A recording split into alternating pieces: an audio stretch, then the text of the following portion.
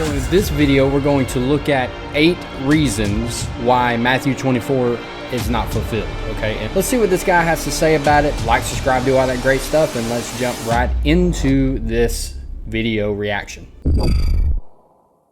So let's look at this. Let's just work our way through it. 8 reasons why I don't believe that Matthew 24 is fulfilled in history. Reason number 1, because the question that provoked the answer, where Jesus talked about him coming on the clouds after the abomination of desolation in the holy place in Jerusalem, that would cause a great tribulation such as the world has never seen ever or nor ever will be, that culminates in his appearing, the gathering of the saints, and the end of the age. That statement was given in response to the disciples asking a question. They asked this in Matthew 24, verse 3. Jesus, when will these things be, the destruction of the temple, the invasion of Jerusalem, and your second coming? When will these things be?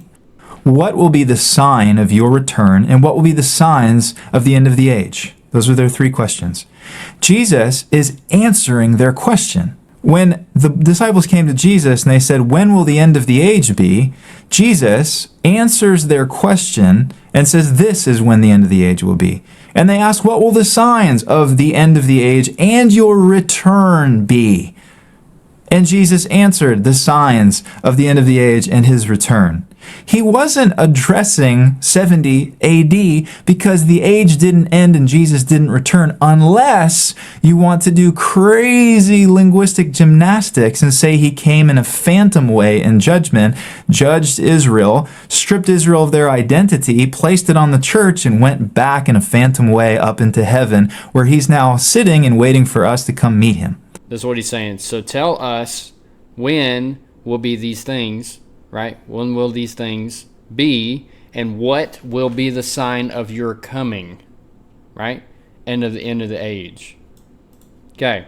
So, and Jesus answered them, take heed and do not be and let no one deceive you, for many will come in my name, saying, I am the Christ, and will deceive many. And you will hear of wars and rumors of wars, right?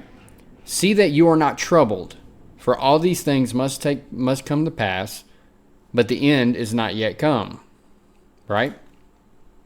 So the thing is it's not necessarily what he's trying to say here, and what he's trying to, straw man, I guess would be the correct term here that he's trying to do, is that, he's trying to say, well, it's not actually that, Jesus came in some phantom way and everything else. But, we'll get more into this passage a little bit further in, but it's not that he came in some phantom way. No, but he's talking about not his second coming, right, to destroy all things, but he's talking about what? The destruction of the temple. No stone shall be left upon another that shall not be thrown down. And then that's when they say, tell us when these things shall be, and the signs of your coming and the end of the age. So again, it's not the end of the world, it's the end of the age. Okay, the old covenant age. Guys, really? Look at this graph. So the majority of you are not subscribed to this channel. Go ahead, just hit the subscribe button. It's free. Meaning he didn't push them away. He didn't say, guys, don't bother with that. No, he gave them an answer. He explained it to them. He's kind like that, which is a reason why I love Jesus. When we ask him questions, he answers them. And sometimes he answers in riddles and enigmas, but sometimes he answers very clearly and simply. And in Matthew 24 and 25, he answered it very simply. This is when it will happen. These will be the signs. Now, N.T. Wright, again referring to the preeminent scholar of our time, he dodges this by saying something very interesting. He said that Jesus didn't teach about the end of the age. He was referring to the end of the Jewish age, because the Jewish people were subsequently stripped of their identity and covenant privileges. This is replacement theology. Israel's cast away, we take their place. Yeah. Jesus didn't mean what he said, that he would come on clouds. That's a metaphor, and it's absurd to take him at his word. Is he actually surfing on clouds? No. Which is a reason why I love Jesus. Right? This is what the book of Isaiah says in Isaiah chapter 19, right? Where Yahweh is coming on a swift cloud to judge Egypt. Right? He's riding on the clouds. He's coming on a swift cloud. Does this mean that Yahweh is actually riding on a cloud? No, he's not a physical cloud. That would be absurd. That, as what he says, that would be absurd. The thing is Jesus was saying metaphorically, because this passage is metaphoric, right? Like the book of Revelation. Are we supposed to read that literally? Obviously not. So I'm just saying, it's not that we're trying to not take Jesus at his word. In fact, we're trying to, because if you're saying here that this here has not happened yet, then you're calling Jesus a liar. And we'll get to that. And now we're giving atheists, right, some armor, right? We're giving them armor, and we're giving them, ammo to come at us with. So let's just be careful what we say here. The second reason we don't believe it happened in history is because of the grammatical integrity of Matthew 24. What do I mean by that? In Matthew 24, the Lord is going to use a number of statements like these things in those days. If you go through the chapter, you're going to see that the birth pains of verses 4 through 8 are connected to the social pressures of 9 through 14, which are connected grammatically and chronologically to the abomination of desolation in verse 15, which sets in motion the great tribulation in verse 21 that culminates necessarily in the return of Jesus in verses 29 through 31 and the gathering of the saints. Yep. Which is why then Jesus would say this generation that sees all these things will by no means pass away until all these things take place. Meaning, okay, so now he's going into the very verse that I was talking about. That if we dodge this in a certain way and say that it's something that's to come, right, then we are not taking Jesus at his word. What are all these things? Right? So all these things, in my opinion, has already happened, but they're very vague, right? Like, wars and rumors of wars. We've had 2 world wars since then. Okay? Why has the end not come? We have had the Holocaust. We have had a civil war here. We've had many civil wars throughout the whole world, right? So why is this? And Israel is constantly fighting wars and rumors of wars. Why is it not yet here? Because that is the beginning of the birth pains, right? So, yet again, we're going to look into it, okay? We got, we're going all the way through here, right? The abomination of desolation spoken by the prophet Daniel, standing in the holy place. Let the reader understand. Then let those who are in Judea flee to the mountains. That doesn't make any sense to us because we are not in Judea. Correct. We are not in Judea. Why would this passage be about us? If it literally says in verse 16, then let those who are in Judea flee to the mountains. It don't make sense. But this is where we're at right now, right? Immediately after the tribulation of those days, the sun will be dark and the moon will not give its light. The stars will fall from heaven and the powers of the heavens will be shaken. Listen, if you look back into just, for instance, Joel chapter 2, right? Or Isaiah 13, we see this type of language, right? We see it all over, the book of Ezekiel, the book of Jeremiah, right? We see it in Daniel. We see it in Isaiah, all the major prophets and the minor prophets. We see it all over the place about the great day of the Lord. Okay? And this is exactly what he's talking about here. then will appear in heaven the sign of the Son of Man, and then all the tribes of the earth will mourn, and they will see the Son of Man coming on the clouds of heaven with great power and glory. Now, this is what I'm saying. Coming on the clouds of heaven, the Son of Man is literally riding a cloud? No. Which is the reason why I love Jesus. And he will send out his angels with a loud trumpet call, and they will gather his elect from the four winds, and from one end to the heaven to the other. And then right here, truly I say to you that this generation will not pass away. Not this generation that sees these things. That's not what he said. He said, this generation, this one, that one, generation will not pass away until all these things take place. Heaven and earth will pass away, but my words will never pass away. So clear, man. It's so incredibly clear. But, I mean, I don't know. It's just, you have to add words into these things to make them make sense. If you're trying to disprove Jesus's words, clear words, right? It does not say, we just read it. It does not say, right, that this generation, the one that sees these things, it's not what it says. So meaning this, all these things are inextricably, inseparably connected together. You can't pull them apart. Meaning the abomination of desolation, the destruction of the temple, you can't separate that from the final tribulation any more than you can separate the abomination of desolation from the second coming of Jesus and the gathering of the saints. Yeah, but again, the Great Tribulation has already passed. Okay? So you're still not making a case here. Okay? You're still not making any sense. You're saying that, because the Great Tribulation hasn't already passed yet, then you cannot separate that from Christ's coming and Christ's gathering.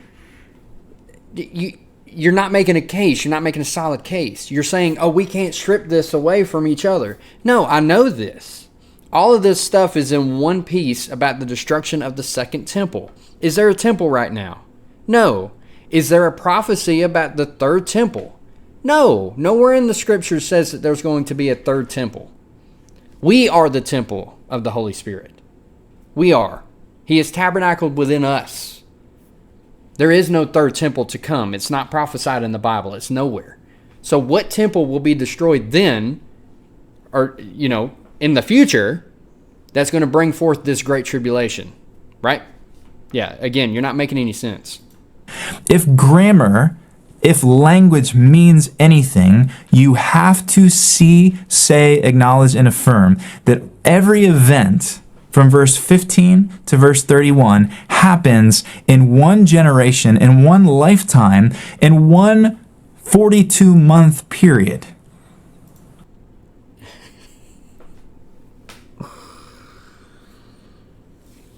Just read your history books, bro. Just read your history books. It literally happened in that time. There was a 42 months to 3.5, I believe. 3.5 years. 3.5 years, right? And that's how long this tribulation lasted.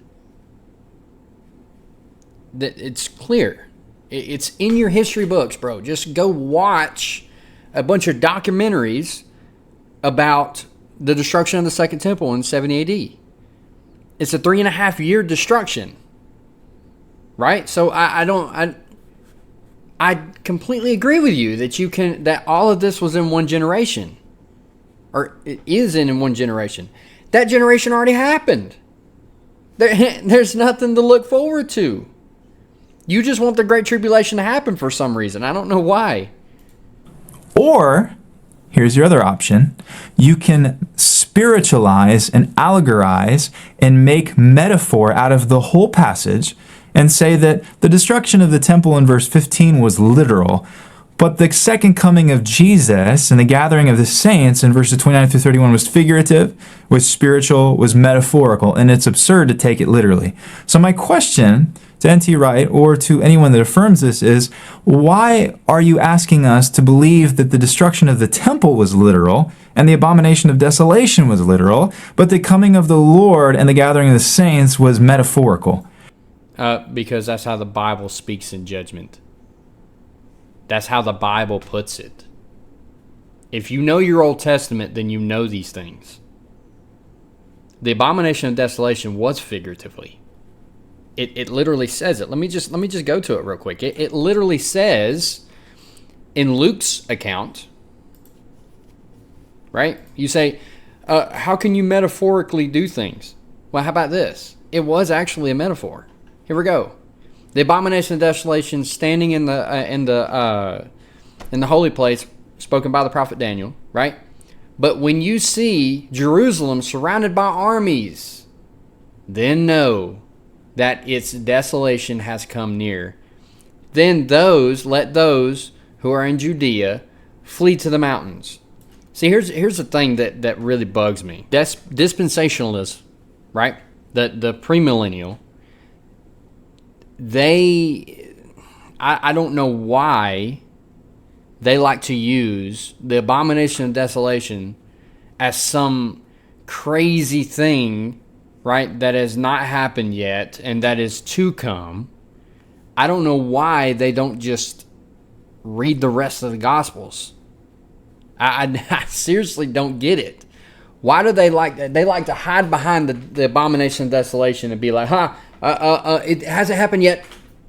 It doesn't, like, come on, bro. Come on. You're not making a good case here. I'm sorry. You're just not.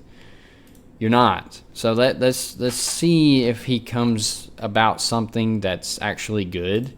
Otherwise, I don't. Anyway, let's go. Where do you draw the line in knowing what's literal and what's metaphorical, especially in a passage where there just is no metaphor? Meaning, in the parables, he's using metaphor and he's using allegory. But in that prophecy where he's answering their question, there's not a single symbol. There's no metaphor. There's no allegory. He just says, this will happen, abomination, great tribulation, sun, moon, stars, second coming, gathering.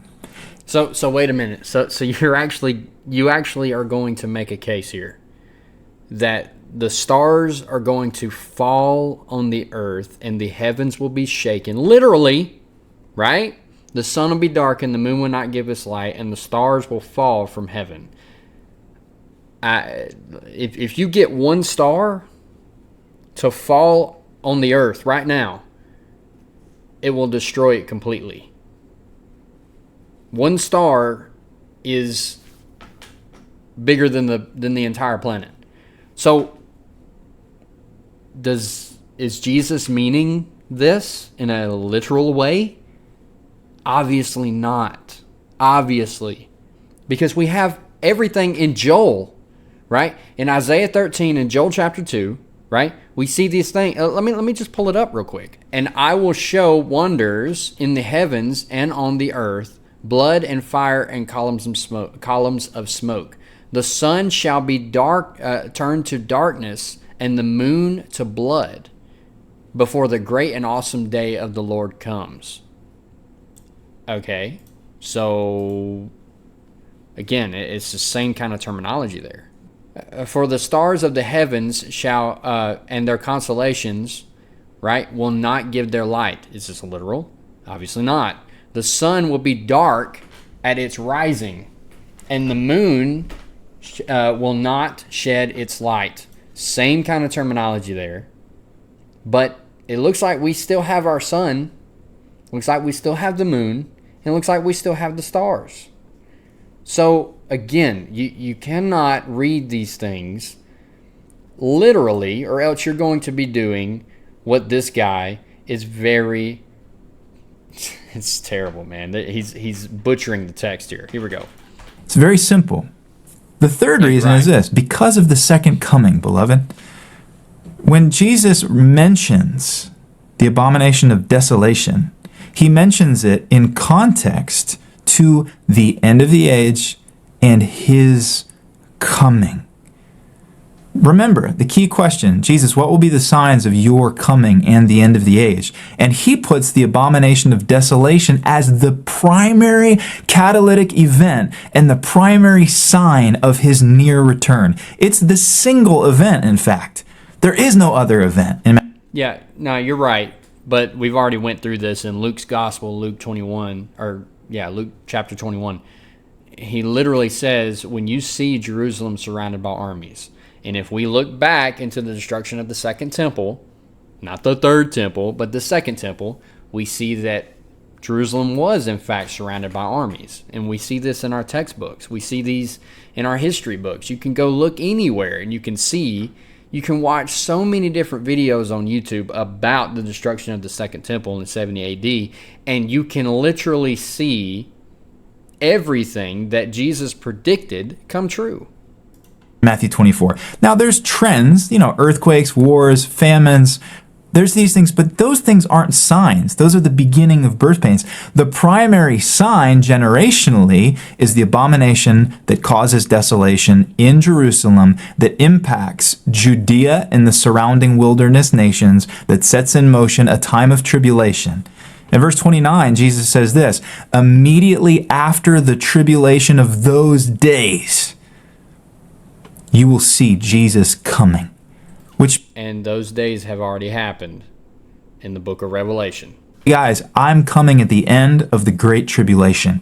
And you say, well, Jesus, when will the Great Tribulation start? He says, when the abomination of desolation happens. So how are we to believe then that verse 15 happened in 70 AD and verse 30 and 31 happen in the future? Happen in the future. So again, we have our three options. Did it all happen in the past?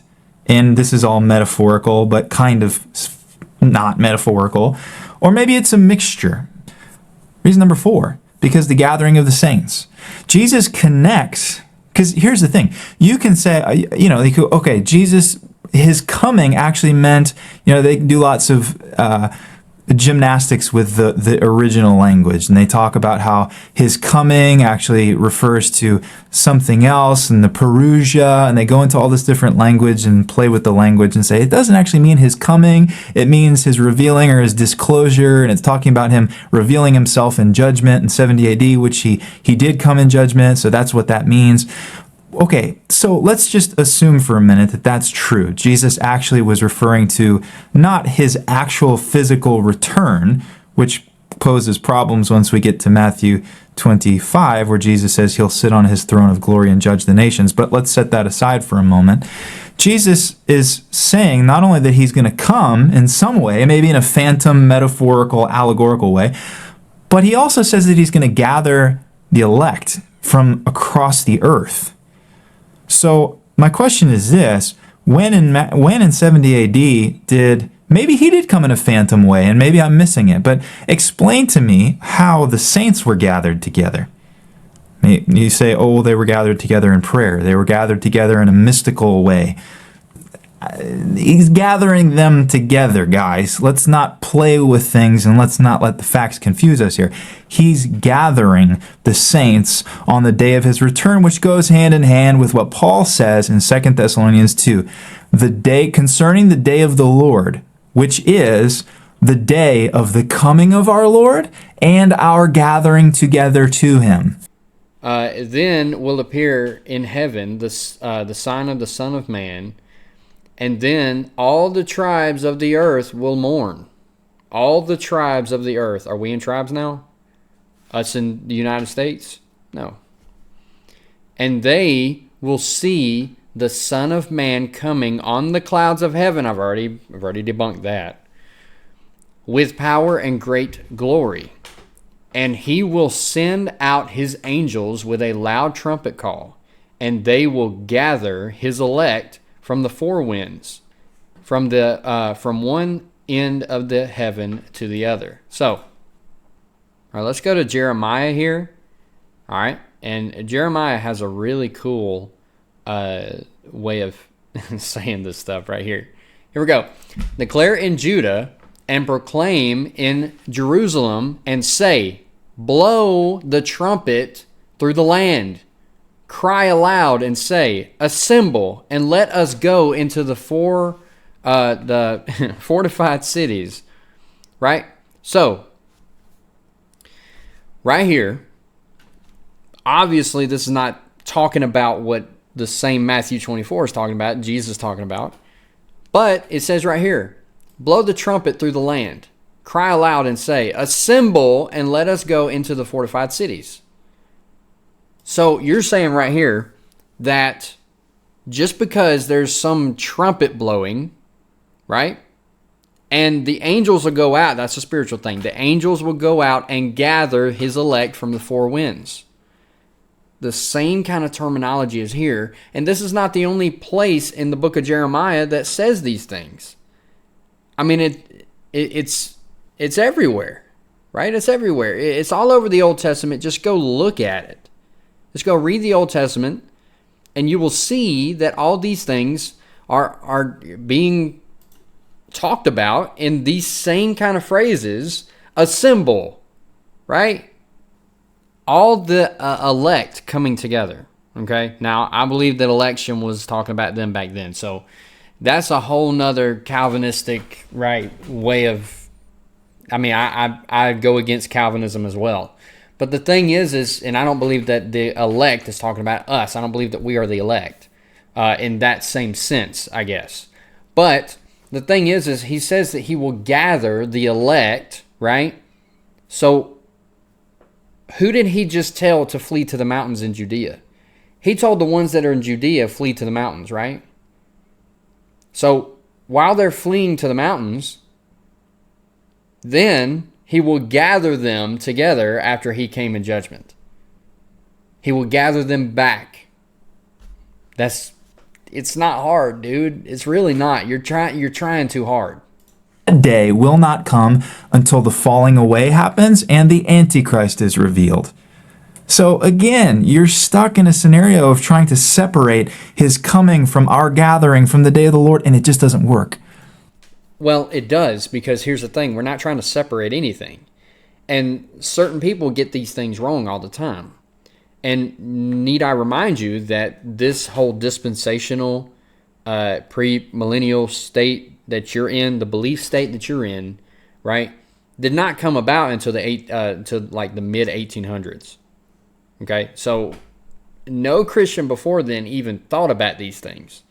So can't really take your position too seriously in that way at all anyway, it just by that itself. However, we're going to deal with this thing, okay? So you're saying that we cannot separate these things. And of course, we're not trying to, okay? So let's see. Let's go back to what he said. To him. That day will not come until the falling away happens and the Antichrist is revealed. Yeah. So again, you're stuck in a scenario of trying to separate his coming from our gathering from the day of the Lord, and it just doesn't work. No, I'm not trying to do that at all, actually. The Antichrist, right?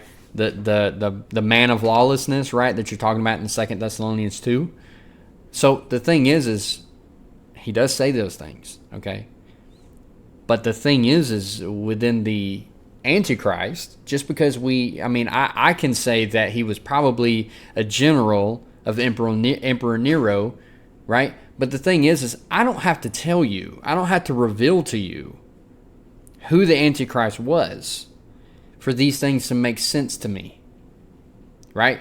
So the thing is he literally says here in verse 34 that these things are this generation that sees, that's not what he said, this generation will not pass away until all these things are fulfilled. And before that, he's talking about his coming. Okay? So now you're saying that our generation, this generation, or whatever generation it happens, they will not pass away until Jesus returns, and then whoever flees from Judea to the mountains and all that stuff. And you're the one who's mixing these things up, brother. Now, I believe that you are a brother. I don't know your essential beliefs and all that, But this is not an essential belief, so we can disagree. But here's the thing. You cannot make sense of these things without, in your view, without adding a whole bunch of things to it, like the ones that see these things. It's not what it says. That'll be it for this video. If y'all want to know much more about the end times and all that stuff and my eschatology, check out this playlist, wherever it is, this playlist right here. Which is a reason why I love Jesus.